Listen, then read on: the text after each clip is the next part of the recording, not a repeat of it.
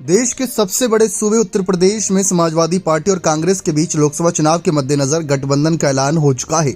विपक्षी गठजोड़ Indian national development inclusive alliance में सपा और अन्य घटक दल 63 और कांग्रेस 17 लोकसभा सीटों पर चुनाव लड़ेंगे।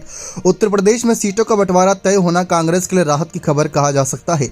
हालांकि लोकसभा चुनाव 2024 में बीजेपी को हराने के लिए बनाए गए विपक्षी दलों के इंडिया गठबंधन में यूपी का एक और बड़ा दल बहुजन समाज पार्टी शामिल नहीं है।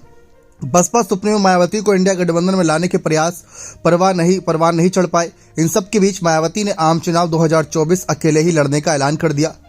देखा जाए तो काफी लंबे वक्त से कहा जाता है कि अगर उत्तर प्रदेश की सियासत में आपने खेला कर दिया तो दिल्ली की सत्ता आपके लिए आसान हो जाएगी। अगर यूपी में सभी बड़े विपक्षी दल साथ नहीं आते हैं तो वोटों के बंटवारे से नुकसान होने की संभावना बढ़ जाती है। बसपा सुप्रीमो मायावती का प्रभाव यूपी में कम हुआ है, लेकिन इसके बावजूद दलित वोट बैंक के एक बड़े हिस्से पर उनका दबदबा कायम है। इंडिया गठबंधन में बसपा सुप्रीमो मायावती के बिना क्या नुकसान हो सकता है, इसकी बानगी बीते साल 2023 में हुए नगर निगम के चुनावों में भी नजर आई थी।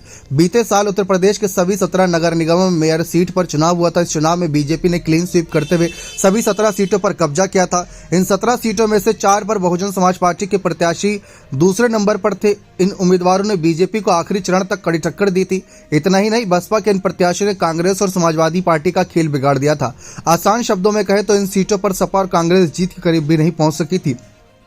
जिन 4 सीटों पर बीएसपी दूसरे नंबर पर थी उनमें मथुरा, वृंदावन, सहारनपुर, गाजियाबाद और आगरा नगर निगम की मेयर सीट शामिल थी। इन चारों सीट पर अगर बहुजन समाज पार्टी उम्मीदवार न उतारती तो समाजवादी पार्टी और कांग्रेस के उम्मीदवारों के जीतने की संभावनाएं थी, लेकिन बसपा के एक दाव से सारा खेल बीजेपी के पाले में चला गया। लोकसभा चुनाव 2024 के लिए यूपी में सपा और कांग्रेस के गठबंधन के सामने बसपा के प्रत्याशी बड़ी चुनौती खड़ी कर सकते हैं। दरअसल बसपा सुप्रीमो मायावती की पकड़ दलित वोटों के साथ ही मुस्लिम वोटों में भी है।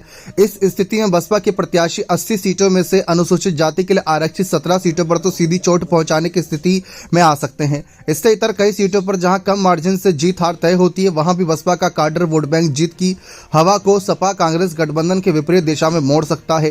अब देखना दिलचस्प होगा कि बहुजन समाज पार्टी के बिना लोकसभा चुनाव 2024 में यूपी के लिए यह गठबंधन कितना कारगर होगा।